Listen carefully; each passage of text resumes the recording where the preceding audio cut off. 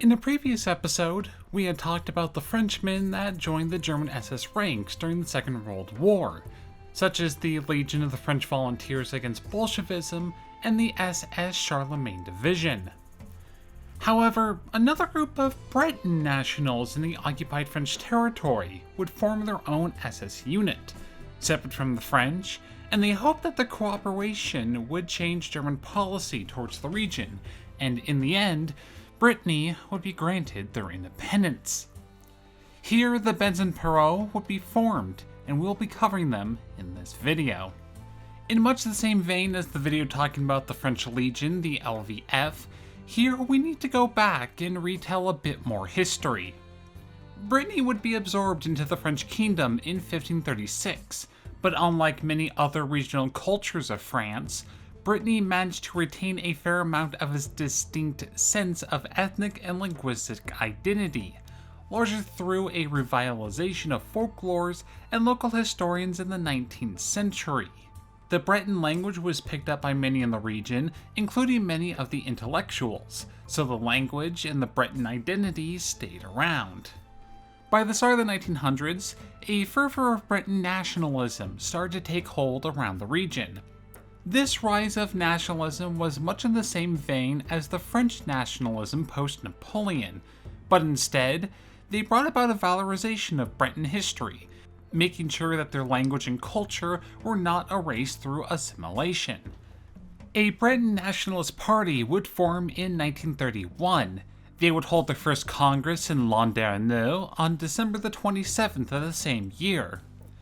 The following year, a group of activists led by Célestin Lainé bombed a sculpture in Rennes, which represented Breton unity with France. This group had inserted itself politically towards the foundation of an independent Breton nation, and while it would claim to be apolitical, they had strictly anti-communist and anti-socialist overtures. However, within the French political sphere, the party had relatively few allies. The French left wing was massively hostile, and the French far right was strictly against any autonomous movements within the nation. Lainé would create a paramilitary group that would be dubbed the Caudevin in 1936, which would be modeled off of the IRA. The immediate goal of this group was to act as a core of a future Breton army that would fight against the French for independence of the nation. Recruitment was kept largely secretive, however, and within a year, only 12 members would join the organization. Two of these men, Vistal de Courlon and Ange Pelez, would go to Germany in 1938. These men would go as a way to establish a connection with the German Abwehr, their military intelligence arm, and they would establish small-scale collaborationist efforts from that time. On September the 3rd of 1939, France declared war on Germany, and on October the 20th, the Breton Nationalist Party was banned due to its connections with Nazi Germany. Lainé would be mobilized back into the French army, while Nationalist Party leaders Ole Madrel and Franz Dubové had managed to escape to Germany before the outbreak of hostilities, and they had managed to have connections with the German military, all for their plans in regards to Breton independence.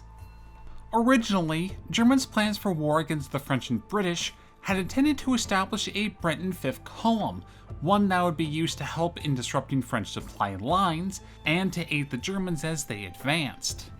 However, the invasion was so successful that the use of such a vanguard was not needed. Still, the plans for a collaborationist Breton movement was of great interest to the Germans, especially when Lainé got released from a French prison and he retook command of his forces, and he re-established them as a stand-in Breton army.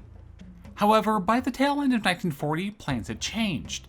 Hitler installed Philippe Pétain as the head of the state in Vichy, France, and a puppet French government that was nominally independent but subservient to Germany. In this agreement, Hitler abandoned the idea of an independent Breton state in exchange for greater French cooperation. The men of the Breton Nationalist Party would be partially disarmed following this by the Germans, with the more radical voices of the party like Mondeur and Dubové being removed from leadership and being replaced with more moderate factions. they would shift the overall goal of that to autonomy rather than independence within the party's policy. When Operation Barbarossa started in June of 1941, many French communists would join the French resistance, and soon Brittany became a hotbed of resistance support. They would form the bulk of what would become the Frontière et Partisan, or FTP, in early 1942. This group's main function was that of sabotage and assassination of French collaborators.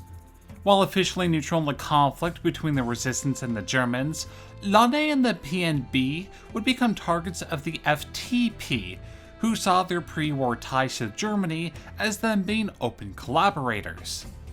The first assassination of a member would occur on September the 3rd of 1943, which resulted in an instant change of stance by Lainé, who aided the Germans in anti-partisan operations directly, hoping to get a change of the status quo and a revision of an independent Breton nation, and that a standing Breton anti-partisan army would aid the cause greatly. On November the 11th of 1943, Lainé, who still believed that Germany would be victorious, decided to pursue open cooperation with them in response to this attack on one of its members. He would adopt the name of Brittany's famous rebel who assisted the British during the French Revolution, naming his force to Bezen Perrot, and offered its services to the German occupiers. This force would be placed under the supervision of the SS, the commander being Helmut Plumé, the head of the German police in the region. The name of the unit would be changed to Bezen Perrot in December in honor of the member killed earlier in the year. January 44 would see the unit finally put into action with a standing force of 80 men. They would initially be used to guard around German installations while still in civilian clothing. Their knowledge of the local language was deemed vital in cracking down on local resistance, and they would start to take part in the arrest of Jewish individuals and resistance members around the region. In March, they'd be granted standard SS uniforms, and unlike other units that we've discussed on this channel, they lacked any form of identification that showed that these men were foreign volunteers. Their activities would decrease in the summer as resistance attacks increased. The most notable of them was a firefight between Free French Commandos and Perrot members in the vicinity of Pellet on June the 17th, which resulted in 2 deaths and 1 injury. On July the 3rd, they would execute 31 people in the village of Lokeme for supposed ties to the resistance. By the 7th, Hitler ordered the liquidation of all partisans and resistance fighters, and the org was now acting on their own.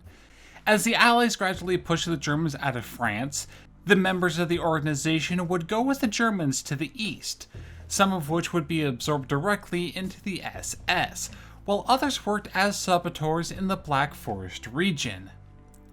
By late April, command understood that German defeat was imminent, and they would order their men to return to Brittany and go into hiding as best as they could. Most of the core members of the Bezen Perrot would manage to escape capture, and while 27 would be executed in the French trials post-war, the legacy that the group left behind was of little more than brutality, and it would set back Breton nationalism for many years to come.